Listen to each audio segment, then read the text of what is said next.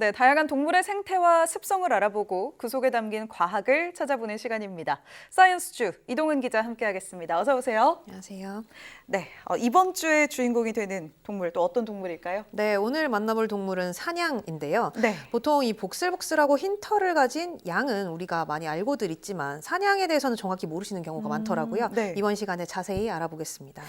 그러게요. 정말 양이랑 사냥 다르게 생겼다는 거야 뭐 저희가 알고 있는데 네. 정확히 어떻게 다른 종인지 뭐가 다른지는 문득 들으니까 또 모르겠다는 생각이 드네요. 네. 설명 좀 해주시죠. 뭐 우리가 흔히 양 하면 떠올리는 게 이제 털이 많은 그런 양인데 보통 이 양은 면양이고요. 토종 품종이 아니라 호주에서 들어온 외래 품종입니다. 네. 우리나라에서 오랫동안 살았던 전통적인 양이라고 하면 사냥이라고 봐야 되는데요. 사냥은 엄밀히 말하면 우제목, 소과의 동물로 이 소과 동물 조상의 형질을 가장 오랫동안 간직하고 있어서 살아있는 화석이다 이렇게 불리기도 합니다. 네. 뭐 예를 들어서 포유류 같은 경우는 보통 발가락이 5개인데 그중에 이 일부 동물 같은 경우는 발굽을 지닌 동물로 진화를 하면서 발 모양이 변해왔습니다. 대부분은 이 발굽 부분이 딱딱해서 움직일 수가 없는데 사냥은 발가락처럼 이 발굽을 벌려서 움직일 수가 있습니다. 이런 특징 같은 것들이 이제 과거의 모습을 간직한 어떤 진화의 중간 단계다 이렇게 보고 있는 거죠. 그렇군요. 그러니까 과거부터 우리나라에 살았던 양이라고 하면 방금 영상에 나온 것처럼 그 복슬복슬한 흰 양이 아니고 사냥이네요. 네, 맞습니다. 이 사냥은 전 세계적으로 4종이 있는데 우리나라에 사는 사냥은 아무르 사냥 또는 이 긴꼬리 사냥이라고 불리는 종입니다. 주로 이 한반도와 중국 동북지방, 러시아 산림지대에 서식을 하는데 우리나라에서는 이 비무장지대부터 지리산에 이르는 이 태백산맥 백두대간을 따라 주로 분포를 합니다. 네. 이 사냥은 4종이 모두 국제적인 멸종 위기종인 만큼 우리나라 사냥도 환경부가 지정한 멸종 위기 야생생물 1급이고 또 이 천연기념물 217호로 지정돼서 보호하고 있습니다. 네. 이 한국에서는 1950년대까지만 해도 제주도를 제외하고는 전국 산지에 이 사냥이 살고 있었는데 이후에 이 서식지가 파괴가 되고 또 이 산림 개발이 계속되면서 개체수가 크게 줄어들게 됐고요. 1998년에 이렇게 멸종 위기종으로 지정이 됐습니다. 지금은 2006년부터 이 사냥 복원 사업이 시작됐기 때문에 이후로 개체수가 조금씩 늘어나고 네. 있고요. 야생으로 되돌려보낸 사냥들이 있기 때문에 가끔씩은 이 야생에서도 만나볼 수 있게 됐습니다. 그렇군요. 아유, 요즘은 귀한 몸이네요. 네. 네. 화면으로 봐도 이 두 양이 확실히 다른데요. 사실 사냥은 저희가 야생에서 쉽게 볼 수 없다 보니까 방금 화면으로 보니까 생각보다 꼬리도 좀 길고 뭐 네. 고라니를 닮은 것 같기도 하고 생김새가 익숙하진 않네요. 네, 맞습니다. 또 이 언뜻 보면 양이라기보다는 좀 염소에 더 네. 가까워 보이기도 하는데 실제로 이 사냥의 속명이 라틴어로 숲의 작은 염소란 뜻이기도 합니다. 네. 하지만 덩치로 보면 몸 길이가 뭐 보통 1m 안팎으로 염소보다는 조금 큰 편이고요. 또 이 색깔도 회갈색 계통이 많아서 조금 다른 편입니다. 사냥은 암수 모두에게 뿔이 있어서 이 뿔에 있는 주름으로 나이를 가늠할 수 있고요. 또 이 사자처럼 수컷은 갈기가 있어서 암수 구분이 비교적 쉬운 네. 편입니다.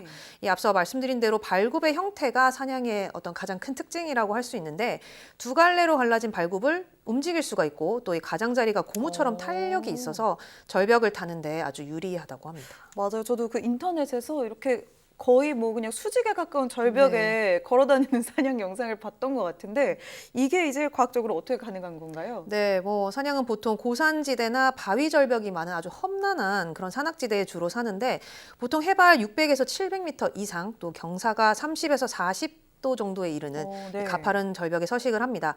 몸집에 비해서 발굽이 작아서 이런 경사에도 서 있기가 비교적 쉽고요. 또 이 앞서 언급한 것처럼 발굽이 부드러운 표면으로 되어 있어서 암벽 사이를 걷는데도 유리합니다. 네. 또 다리가 굵고 튼튼한 편이라서 한 번에 2m 가까이 점프가 가능하다고 한데 그만큼 이 높은 지역을 오르내리면서 생활하는 데는 불편함이 적은 편입니다. 그래도 왜 그렇게 불편한 곳에 사는지 그렇죠. 좀 궁금하긴 해요. 네, 이렇게 뭐 사냥이 절벽 생활을 하는 데는 몇 가지 이유가 있습니다. 우선은 이 야생에서 약자이다 보니까 뭐 늑대나 호랑이 같은 포식자가 다가오면 이렇게 절벽을 오르내리면서 피할 수 있도록 적응을 하게 된 건데 실제로 이 사냥이 절벽에 바짝 붙어 서서 있으면 암벽 색깔과 털 색깔도 비슷하기 때문에 맞아요. 발견하지 못하는 경우도 많이 있다고 영상만 합니다. 봐도 거의 색깔이 그렇죠. 네, 보호색에 가까운데 또 이 겨울철에 눈이 많이 오면 먹이를 구하기가 힘들어지잖아요. 그런데 이 산악 지역은 상대적으로 눈이 적게 쌓이는 편이라서 있어서 또 먹이를 구하기가 좀 쉬워지고요. 오. 또 사냥의 번식 방법도 이런 산악지대에 살게 된 원인 중에 하나입니다. 사냥은 1년에서 2년 사이에 한 번 정도 짝짓기를 하고요.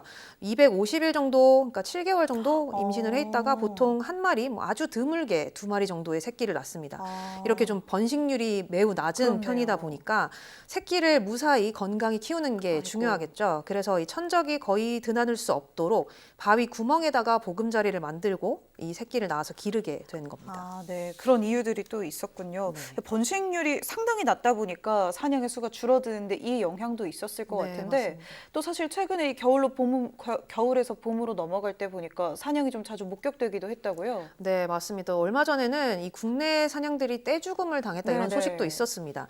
지난 겨울에 이 강원도 지역에 폭설이 내리면서 죽은 사냥이 잇따라 발견이 된 건데요. 지난해 11월부터 2월 사이에 신고된 사냥 폐사 건수가 277건에 네. 달했습니다. 2019년부터 2020년까지 해마다 사냥 폐사 신고 건수가 한 20마리 안팎 정도였는데 지난 겨울에만 무려 10배 이상이 늘어난 겁니다. 네. 2020년을 기준으로 봤을 때 전국에 사는 야생 사냥수가 한 2,000마리 정도로 추정이 된다고 하는데요. 그러니까 지난 겨울에 죽은 사냥 수만 이 전체 수의 한 10%에 달한다고 볼 수 있습니다. 사실은 그럼 대기근 정도의 상황이었네요. 네, 맞습니다. 뭐 과거에도 이렇게 폭설로 인해서 사냥이 죽는 경우는 종종 있었는데요. 보통 눈이 많이 와도 빠르게 뭐 하루 이틀 안에 녹으면 사냥이 먹이를 찾을 수가 있는데 올해처럼 잦은 폭설이 이어지면 지표면이 얼어붙고 또 눈 위에 눈이 쌓이게 되죠. 그래서 사냥이 먹이를 구하기가 힘들어집니다. 실제로 이 올겨울에 먹이를 찾아서 산 밑으로 내려왔다가 사람에게 발견되는 사냥이 유난히 많았던 네. 것으로 나타났는데 사냥이 보통 사람과 100m 이상 거리를 두는 좀 겁이 많은 동물인데요. 탈진 상태로 이 산에서 내려온 사냥들이 도망도 못 가고 이렇게 탈진해 있는 경우가 많았다고 합니다. 그렇군요. 폭설이 동물들에게 위협이 될 수 있겠지만 이렇게까지 치명적으로 떼죽음의 원인이 될 거라고는 생각 못했던 것 같습니다. 네, 또 여기에다가 전문가들의 말로는 또 한 가지 악화시킨 요인이 있었는데 네. 이 아프리카 돼지열병의 방역을 위해서 도로 근처에다가 울타리를 쳐놨습니다. 그래서 이런 울타리들이 사냥에게 더 큰 위협이 되었다는 건데요. 실제로 지난 겨울에 이런 펜스 부근에서 죽거나 구조된 그런 사냥이 네. 많았는데 먹이를 찾아서 도로 근처로 내려왔던 사냥이 울타리에 막혀서 길을 찾지 못하거나 또 이 주변에 이 깎아지른 듯한 절개지에 빠져서 탈진하는 경우가 많았다고 합니다. 이 때문에 이 사냥의 폐사를 막기 위해서는 단절된 길을 열어주는 게 중요하기도 한데요. 네.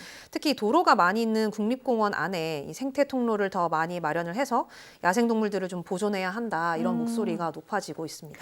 맞아요. 이런 공존을 위한 고민은 사람이 나서서 더 적극적으로 좀 해주면 좋겠다는 네. 생각이 듭니다. 네, 오늘도 사이언스주 함께했습니다. 고맙습니다.